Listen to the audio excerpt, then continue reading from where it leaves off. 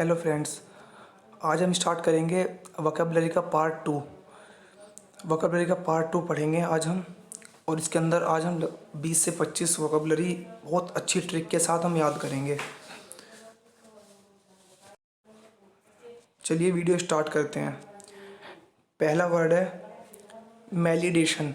मैलिडिकेशन, इसका मतलब होता है मैलिडिकेशन मतलब अभिशाप, किसी को श्राप दे देना, अभिशाप। कैसे याद करेंगे? इसमें आ रहा है शुरू में माँ, शुरू में आ रहा है इसमें माँ, लास्ट में आ रहा है ले, माँ लिया डिकेशन। इसकी कीवर्ड है माँ लिया, दिक्कत हो रही है, माँ जल्दी से भिक्षा लिया, मुझे बहुत दिक्कत हो रही है। जब माँ उसे भिक्षा नहीं देती तो वो उसे, जो साधु बाबा हैं वो उसे अभिशाप दे देते हैं, अभिशाप। तो इसका हो जाएगा क्रस, सिनोनियम। क्रस मीन्स किसी को बुरा भला कहना या वो देना, अभिशाप। एनेंथमा, एक्सट्रिकेशन। और इसके एंटोनिम हो जाएंगे बेनिडिकेशन और ब्लेसिंग। इसके ये एंटोनिम हो जाएंगे। नेक्स्ट वर्ड है एले। एले का मतलब होता है शांत होना। इसे कैसे याद करेंगे? शुरू में आ रहा है एल, लास्ट में आ रहा है ले, एले। जब कोई बच्चा घर में छोटा होता है और वो खूब रोता है, ज़्यादा रोता है, तो उसे उसकी माँ चुप करने के लिए कहती है एले एले एले, मेरे लाल चुप हो जा, तो मुन्ना शांत हो जा। इस तरीके से कहती है एले एले, शांत हो जा। तो इसका हो जाएगा सिनोनिम हो जाएगा क्लेम, स्मूथ, एपीज, एग्यूज, रिलीव। इसके ये कुछ सिनोनियम है, एंटोनिम हो जाएंगे इसके प्रोवोक, स्टार्क, स्टार, एगिटेट, एग्रीवेट। ये इसके क्या है? अगला वर्ड है पेटुलेंट। पेटुलेंट का मतलब होता है चिड़चिड़ा। इसे कैसे याद करेंगे? शुरू में आ रहा है इसमें पेटू, लास्ट में आ रहा है आंट। कोई आंट है, कोई आंटी हैं, वो बहुत मोटी हैं। वो एक दिन बाजार में जा रही थी तो हमने उसे मोटी आंटी यानी कि पेट मोटी आंटी कह के कर दिया कि मोटी आंटी इधर आओ। तो इतने में कहते ही वो क्या है, चिड़चिड़ी हो गई। आंटी जो है वो चिड़चिड़ी हो गई, यानी कि पेटुलेंट मतलब चिड़चिड़ा हो जाना। Irritable, back tempered. इसका एंटोनिम हो जाए चीरफुल, एग्रेडेबल, एग्रीएबल, हैप्पी और पेटेंट। ये इसके क्या है, इसके एंटोनियम।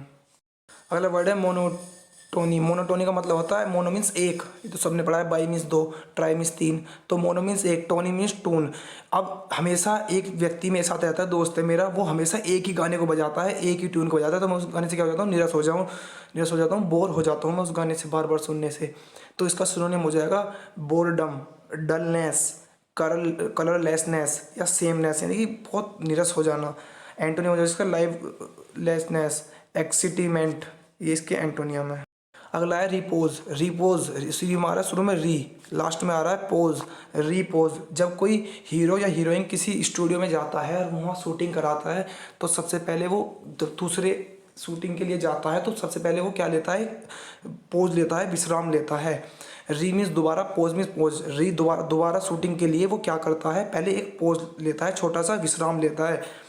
ठीक है, तो इसके सिनोनिम हो जाएंगे रेस्ट, रेस्ट में आना, रिलैक्सेशन, थोड़ा रिलैक्स करना, पीस, क्वाइट, ट्रांसक्विलिटी, क्लेम, सीनियरिटी। और इसके वो हो जाएंगे एंटोनियम डिस्टर्बेंस, एगिटेशन, स्ट्रगल। ये इसके क्या है, एंटोनियम।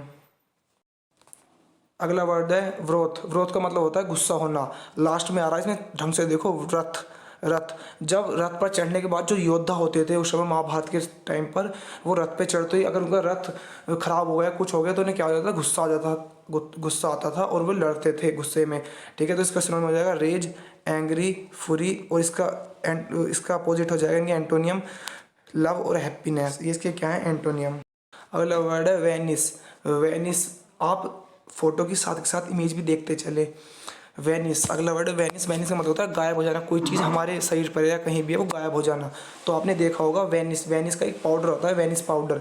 जब हम कपड़े धोते हैं तो वेनिस पाउडर को जैसे ही कपड़े पर लगाते हैं और धोते हैं तो दाग क्या है, बिल्कुल साफ़ हो जाते हैं कपड़े पे से, यानी कि बिल्कुल साफ़ हो जाना, गायब हो जाना, डिसअपेयर, डिसॉल्व।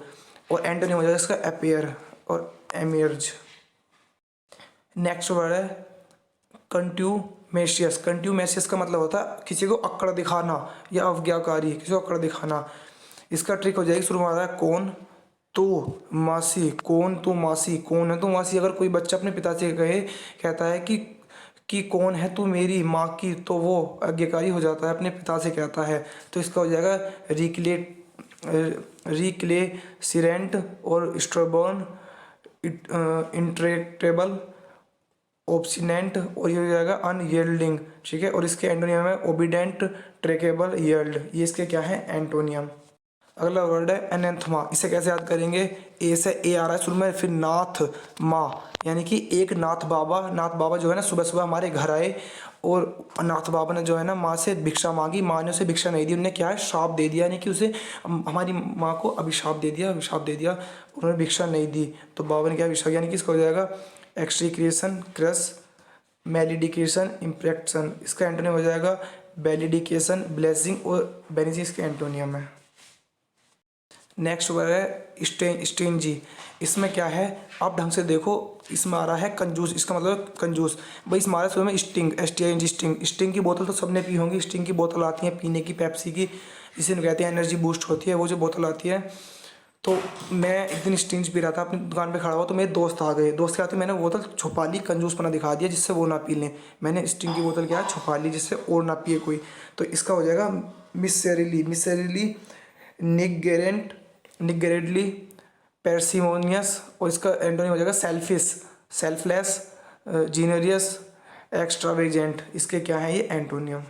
अगला वर्ड है एब्डिकेट। एब्डिकेट का मतलब होता है त्याग देना। इसमें हमारा सुनो अब डी कहती, अब डी कहती, अब डिकैती, लास्ट में आ रहा है डिकैती, डिकैती यानी कि अब डिकैती।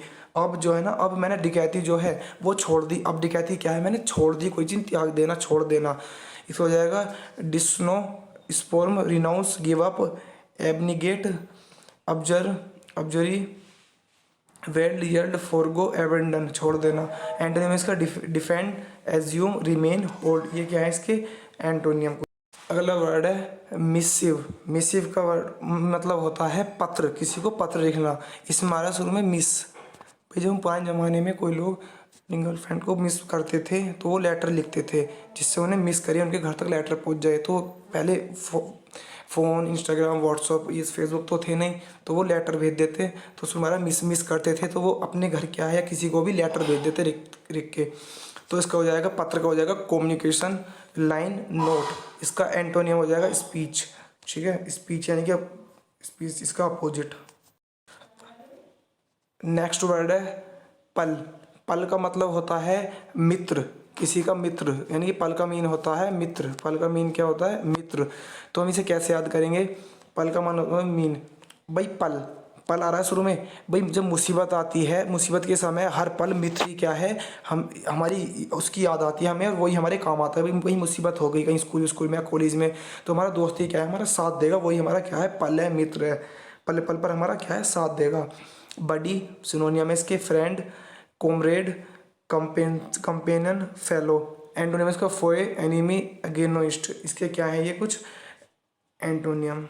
अगला वर्ड है जियोपार्डी। जियोपार्डी का मतलब होता है खतरा, खतरा। शुरू में आ रहा है इसमें जियोपार्डी, जियोपार्डी साउंड ऑफ लियोपार्डी।